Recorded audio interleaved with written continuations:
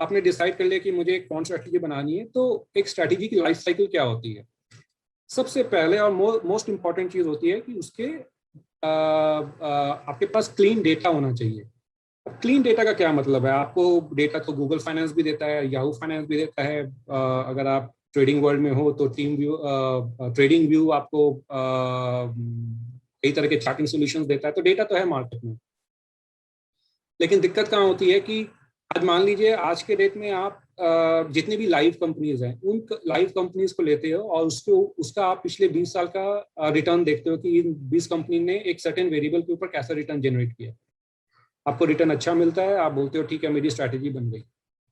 लेकिन आज के डेट में लाइव कंपनीज में आपने कंपनीज लाइक सत्यम को कंसिडर नहीं किया होगा, या फिर आपने DHFL या यस बैंक को कंसिडर नहीं किया होगा। These are live companies but these are no longer considered to be portfolio company.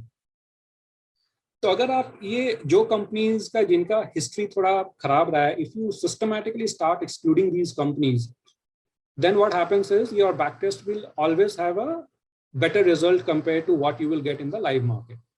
So survivorship bias basically tells you that you are building your strategy using only those companies that have survived the bad phase or the bad cycle over the long period. So it is very important that you replicate the data on as seen basis. As seen basis क्या होती है कि मान लीजिए अगर आप 2007 में खड़े हैं, आपको just IT bubble 2008 global financial crisis के ठीक पहले आपको अपना पोर्टफोलियो समझना है कि मेरा पोर्टफोलियो उस वक्त कैसा दिखता अगर मैं उस वक्त वहां पे 2007 पे खड़ा होता। तो आपको एग्जैक्टली 2007 का सिनेरियो रिक्रिएट करना पड़ेगा थ्रू योर डेटा। मतलब 2007 में कौन कौन सी कंपनी एग्जिस्ट करती थी, उनका उस वक्त क्या फाइनेंशियल था, उस वक्त उनके क्या प्राइसेस थे, वो प्राइसेस सारे एडजस्टेड हैं कि नहीं है, ये सारी इंफॉर्मेशन आपके पास होनी चाहिए to be able to create a good backtested results, backtested strategy. दूसरा most important bias data में क्या आता है? look ahead bias. What look ahead bias means is, let me try to explain that with the help of an example. Let's say TCS has recently announced its results. Now TCS ने 31 मार्च 2021 के results जो हैं कुछ 15-16 तारीख को announce किए। अब अगर मान लीजिए मुझे TCS के नंबर्स फॉर ईयर 2019 चाहिए और मैं डेटाबेस में क्वेरी करता हूं कि मुझे 31 मार्च को या 1 अप्रैल 2019 को मार्च 19 फाइनेंशियल ईयर का EPS नंबर निकाल के दो। वो क्या करेगा? वो 2019 का नंबर आपको दे देगा। लेकिन 2019 का EPS नंबर मार्केट को पता चला 15 या 16 अप्रैल को, 1 अप्रैल को पता नहीं चला। 1 अप्रैल को market was still working with the 2018 EPS number. Of course, there was some analyst expectation. वो analyst expectation को market ने built in किया होगा, but FY0 number या announced number was still 2018 what was available in the market. तो अगर आप 1 अप्रैल 2019 पे खड़े हो और अगर आप 15 अप्रैल 2019 का डेटा अपने बैकलिस्ट में कंसिडर कर लिया, मतलब आप अपने से आगे के समय का डेटा आप अपने प्रोसेस में बिल्ड इन कर रहे हो, जो कि बैकटेस्ट में भले ही काम करेगा लेकिन रियल लाइफ में आपको वो डेटा नहीं मिलेगा। बिकॉज आप आज के डेट में मान लीजिए 19 तारीख को खड़े हो, अगर आपको रिलायंस का EPS समझना है तो आपको तो वेट करना पड़ेगा जब रिलायंस अपना EPS number for March 21 announce करेगा। तो ये दूसरी वेरी इंपॉर्टेंट इंफॉर्मेशन है जो कि डेटा लेवल पे आपको चेक करनी पड़ती है। एक तरीका इसको फिक्स करने का होता है कि लोग जो है एक some sort of systematic lag build in कर देते हैं कि ईयर एंड होने के बाद मैं 45 डेज तक उस फाइनेंशियल ईयर का नंबर यूज नहीं करूंगा। ये एक तरीका है, एक सोल्यूशन है, but that is not the optimum solution. Ideal solution is you should know कि exact date on which the company has announced their financial year end numbers. अगर आपके पास वो नंबर है then you can exactly replicate the situation on as seen basis कि as if आप 2019 पे खड़े हो और उसी वक्त TCS या रिलायंस ने अनाउंस किया और आपने अकॉर्डिंगली अपनी स्ट्रैटेजी सही तरीके से बनाई।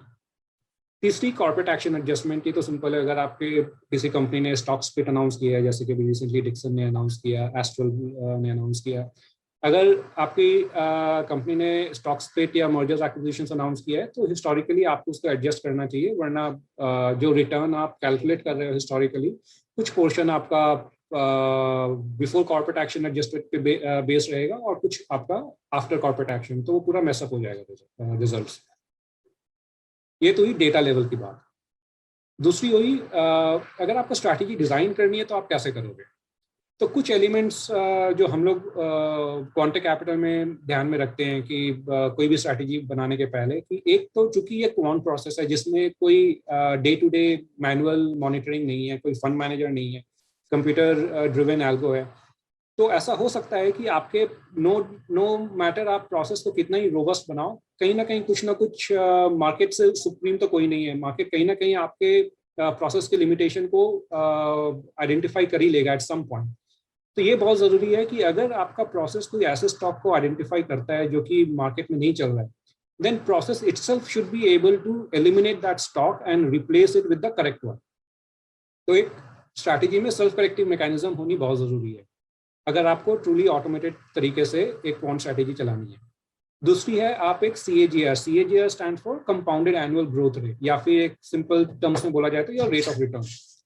आप एक रेट ऑफ रिटर्न का थ्रेशोल्ड डिफाइन कर लो कि अगर मेरी स्ट्रैटेजी का rate of return over a long period इसके नीचे आता है तो फिर मैं उस स्ट्रैटेजी को लाइव नहीं करूंगा।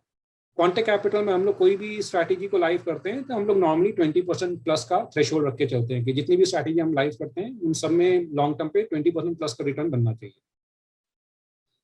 तीसरी चीज होती है हम लोग जो देखते हैं, एक डिफेंस मैकेनिज्म पोर्टफोलियो में बिल्ट इन होना चाहिए कि मान लीजिए जैसे कि अभी आज मार्केट इतना क्रैश किया, 2020 में इतना क्रैश किया, 2008 मतलब stock market is all about making money and selling through the crashes.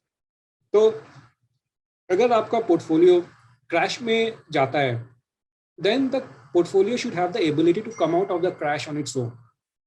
और ये जो है आप कैसे इंश्योर करोगे? यू इंश्योर कि जब मार्केट फॉल करता है तो आपका पोर्टफोलियो मार्केट से कम फॉल करे, और उसको इंश्योर करने के कई तरीके होते हैं और that is what we call as defence mechanism. तो अगर आपका पोर्टफोलियो मार्केट से कम फॉल किया है तो आपका पोर्टफोलियो मार्केट से पहले रिवर्स भी करेगा। सो फॉर इंस्टेंस अगर आपका पोर्टफोलियो 10% गिरता है तो आपको खाली 11% इंक्रीज करने की जरूरत है टू ब्रेक इवन।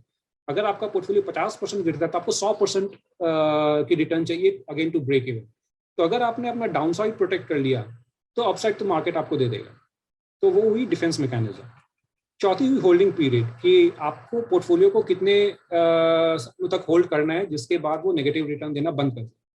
और चौथा है कि जो है अगर आप जब भी पोर्टफोलियो को रीबैलेंस करते हो तो क्वांट स्ट्रैटेजी में ये बहुत जरूरी है कि आप पोर्टफोलियो को पीरियोडिकल बेसिस पे रीबैलेंस करो। रीबैलेंसिंग क्या होती है कि आपने जैसे आज पोर्टफोलियो बनाया, आपने एक सर्टेन डेटा के ऊपर उस पोर्टफोलियो बनाया, वो डेटा की एक शेल्फ लाइफ होती है। वो मान लीजिए कि हर डेटा अलग अलग डेटा की अलग अलग शेल्फ लाइफ होती है। मान लीजिए मैंने एक ऐसे डेटा पे बनाया जो कि मुझे हर महीने चेक करना पड़ेगा, बिकॉज मुझे पता है कि ये डेटा हर महीने रिफ्रेश करना बहुत जरूरी है स्ट्रैटेजी को लाइव रखने के लिए।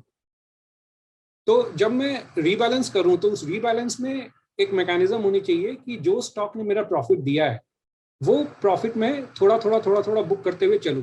कई लोग की फिलोसॉफी अलग होती है, वो बोलते हैं कि जिस स्टॉक ने ज्यादा पैसे दिए उस पर मैं और ज्यादा एलोकेट करता हूं ताकि मुझे और ज्यादा पैसे मिलेंगे, मतलब बेसिकली राइट द विनर्स बोलते हैं, और ये over allocate to your winners. तो जिसकी वजह से जो स्टॉक में लॉस दिया है उस स्टॉक का लॉस भी वो विनर आपको रिकवर करके देगा। ये स्ट्रैटेजी चलती है और इसमें कोई खराब बात नहीं है। इट्स जस्ट दैट कि होता क्या है कि जब आप एक परफॉर्मिंग स्टॉक में अपना एलोकेशन बढ़ाते जाते हो और फिर फॉर सम रीजन अगर वो स्टॉक करेक्ट करता है तो आपके पिछले जितने भी आपने प्रॉफिट बनाए हैं वो सब वाइप ऑफ हो जाते हैं। तो क्वांटम कैपिटल में हम वो स्ट्रैटेजी फॉलो नहीं करते। हम बिलीव करते हैं कि जैसे जैसे आप रिबैलेंस कर रहे हो थोड़ा प्रॉफिट आप पोर्टफोलियो से निकालते जाओ ताकि थोड़ी जो है कैश आपके पास पोर्टफोलियो में बनी रहे, या फिर वो प्रॉफिट को आप दोबारा रिडिप्लॉय करना चाहते हो तो वो आप कर सकते हो, लेकिन एटलीस्ट वो रियलाइज प्रॉफिट हो चुकी होती है। दूसरी चीज आपको देखनी पड़ती है कि आपकी स्ट्रैटेजी की कैपेसिटी कितनी है, मतलब आप उस स्ट्रैटेजी में कितना पैसा मैनेज करना चाहते हो। तो कोई जो है अगर आप 5 करोड़ के मैनेज करना चाहते हो या आप 50 करोड़ मैनेज करना चाहते हो तो दोनों पोर्टफोलियो की कैपेसिटी अलग है, तो दोनों की डिजाइनिंग भी बहुत अलग होगी। तो कैपेसिटी किन चीजों से अफेक्ट होती है कि आपके पोर्टफोलियो में कितने स्टॉक्स हैं। 10 स्टॉक का पोर्टफोलियो बनाओ वर्सेस आप 50 स्टॉक का पोर्टफोलियो बनाओ, ऑब्वियसली 50 स्टॉक के पोर्टफोलियो की कैपेसिटी बहुत ज्यादा होगी बट उसका रिटर्न पे भी इंपैक्ट आएगा। तो there is a trade off कि मतलब अगर आपको हाई कैपेसिटी चाहिए तो कहीं ना कहीं आपको रिटर्न पे थोड़ा सा हिट लेना पड़ता है। फिर आपका वेइंग मैकेनिज्म क्या है, आप मार्केट कैप वेटेड करते हो तो उसकी कैपेसिटी थोड़ी ज्यादा होती है। अगर आप ऑल्टरनेटिव वेइंग स्कीम होती है, मतलब और कोई दूसरे तरीके के वेइंग स्कीम से अगर आप, तो वेइंग स्कीम्स में क्या होता है कि आप किस स्टॉक को कितना वेट दे रहे हो। तो अगर मान लीजिए कि मैं मार्केट कैप वेटेड करता हूं तो रिलायंस का वेट ऑब्वियसली एक स्मॉल कैप स्टॉक के मुकाबले ज़्यादा रहेगा, लेकिन अगर मैं इक्वली वेटेड करता हूँ तो रिलायंस का वेट और स्मॉल कैप वेट का सेम रहेगा। अगर मैं ऑल्टरनेटिव वेटेड करता हूँ कि मान लीजिए कि मैं मोमेंटम बेस पे उसको वेट करता हूँ, तो जो बहुत ही स्ट्रॉन्ग मोमेंटम स्टॉक्स हैं, for instance like Laurus Lab, Dixon, जिन्होंने काफ़ी अच्छी, इंडिया मार्ट जिन्होंने पिछले साल काफ़ी अच्छे रिटर्न दिए, उन सबका वेट जो है दूसरे नॉन मोमेंटम स्टॉक के मुकाबले ज़्यादा होगा irrespective of their market cap. तो वो वेट आपकी कैपेसिटी को भी काफ़ी अफेक्ट करेगा। और फिर free float and trading volume of the stock कितना अवेलेबल है मार्केट में। उसके बाद आपको लिक्विडिटी भी देखनी पड़ती है कि मतलब ऐसा ना हो कि आपने पोर्टफोलियो में स्टॉक को लिया है और जब आपको एग्जिट करना है और मार्केट में लिक्विडिटी नहीं है, सर्किट हिट हो गई, आप एग्जिट नहीं कर पा रहे हो। और ये अगर आप मैनुअली पोर्टफोलियो को एग्जीक्यूट करते हो तो आप फिर भी मैनेज कर लोगे, लेकिन अगर आप क्वांट प्रोसेस से एग्जीक्यूट करते हो तो ये सब चीज़ों को आपको प्रोसेस में बिल्ट इन करना बहुत ज़रूरी है। और स्टॉप लॉस तो आपको रखना ही चाहिए। अगर आपका लॉन्ग ओनली पोर्टफोलियो है तो नो मैटर व्हाट, आप कितने ही रोबस्ट तरीके से अपना पोर्टफोलियो बनाओ, मार्केट के ऊपर तो कोई भी सुप्रीम नहीं है। तो जब भी आपका एक सर्टेन स्टॉप लॉस हिट हो, you should exit the stock. This is more like sanity check. अब आपके पोर्टफोलियो का स्टॉप लॉस क्या होना चाहिए, उसकी बैक टेस्ट वगैरह करके, सिमुलेशन करके देखना पड़ता है। हमारे क्वांटिक कैपिटल में हमने मल्टीपल सिमुलेशंस रन किया, तो हमने 2 लेवल पे स्टॉप लॉस लगाया हुआ। We will talk more about this in subsequent sessions when we talk specific about the products. तो आपने मान लीजिए डेटा तैयार कर लिया, आपने जो है स्ट्रैटेजी की डिजाइनिंग भी कर ली। अब इंपॉर्टेंट चीज आती है, आपको उसको बैक टेस्ट करना है। अब बैक टेस्ट करने, आपको अपना जो बैक टेस्टिंग सिस्टम बनाना है, तो आपको 4 मॉड्यूल्स का ध्यान रखना पड़ता है। एक तो आप किस डेट पे पोर्टफोलियो को रीबैलेंस करोगे, बिकॉज अगर आप बहुत लॉन्ग पीरियड के लिए उसको बैक टेस्ट कर रहे हो तो डज नॉट मैटर आप किस डेट पे रीबैलेंस करो, return will broadly be within a range. But आप जो भी डेट सिलेक्ट करते हो, make sure you stick to that process. ऐसा नहीं कि मतलब आज के डेट में, आज आपका मार्केट क्रैश हो गया तो फिर आप आज के डेट में रीबैलेंसिंग की डेट ही चेंज कर दो। इट इज वेरी इंपॉर्टेंट कि आप जो डेट सिलेक्ट करते हो उस डेट और प्रोसेस को आप रिलीजियसली फॉलो करो। दूसरी होती है एक्सट्रैक्शन मॉड्यूल। एक्सट्रैक्शन मॉड्यूल क्या करता है कि नॉर्मली जब आप एक प्रॉपर क्वांट फॉर्म रन कर रहे होते तो आप, you are dealing with tons and tons of data, तो वो सारे डेटा आपके डेटाबेस में आप स्टोर करते हो। तो अब वो डेटा को डेटाबेस से आपको अपने प्रोसेसिंग सॉफ्टवेयर में लाना पड़ता है। तो मान लीजिए जैसे कि अगर आप एक्सेल में काम कर रहे हो तो आप एक्सेल को डेटाबेस से कनेक्ट करके एक्सेल में डाउनलोड कर सकते हो, और उसमें एक्सट्रैक्शन बहुत सिंपल है। लेकिन अगर आप मान लीजिए कि कोई पाइथन या मैटलब जैसे कोई सॉफ्टवेयर यूज कर रहे हो तो आपको एक एक्सट्रैक्शन मॉड्यूल लिखना पड़ता है, जिसमें आपको एसक्यूएल वगैरह लिख करके वहां से डेटा को पुल करना पड़ता है। तीसरा, and this is the most important bit, is logic module.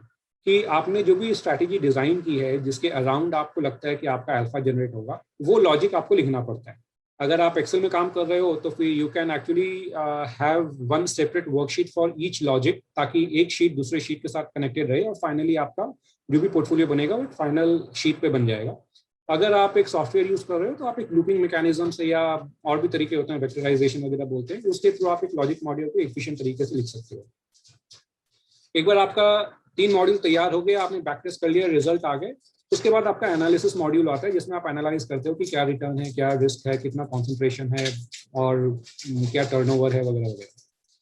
Normal जो स्टैंडर्ड एनालिसिस के मेट्रिक्स होते हैं, आप उसको जो है परफॉर्मेंस ओवर द साइकिल देख सकते हो। ड्रॉडाउन होता है कि आपके पोर्टफोलियो ने मैक्सिमम से मिनिमम का कितना बड़ा रेंज कवर किया है। मान लीजिए अगर आपने आपके पोर्टफोलियो ने 100 रुपए से बढ़ के 150 तक पहुंच गया, फिर 150 से करके वो 75 रुपए पे आ गया और 75 से फिर वो बढ़ना शुरू किया, तो आपका ड्रॉडाउन माना जाएगा 150 से 75 रुपए का, मतलब ऑलमोस्ट 50% से आपका ड्रॉडाउन हो गया।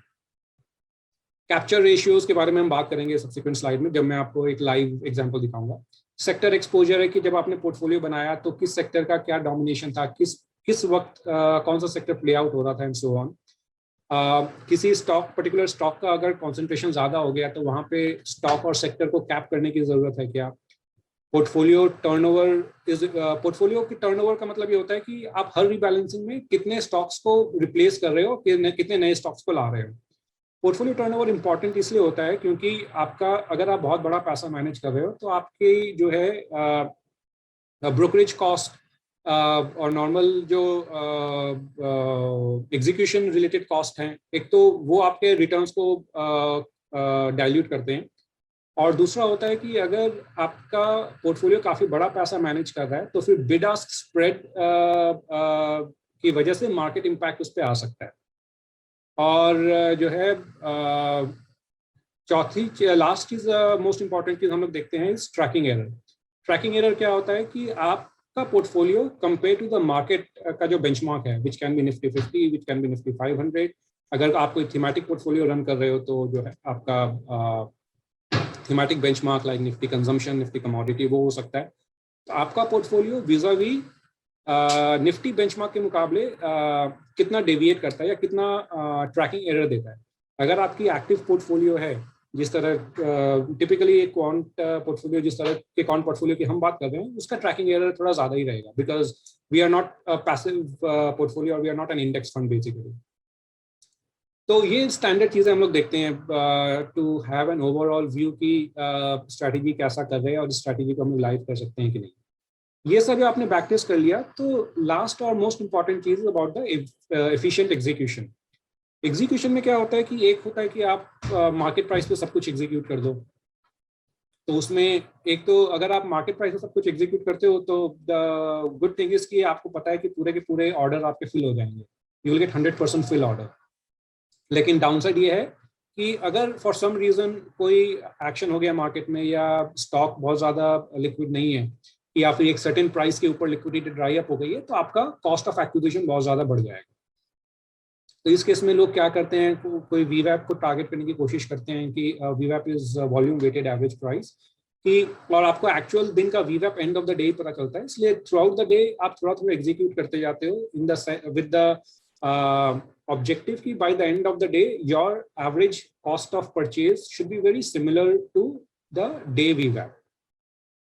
You should ensure कि execution के वक्त आपका जो है slippages minimum हो, और अगर आप illiquid stock में trade कर रहे हो then make sure कि you spread the execution over multiple days depending upon the stock's liquidity that is available.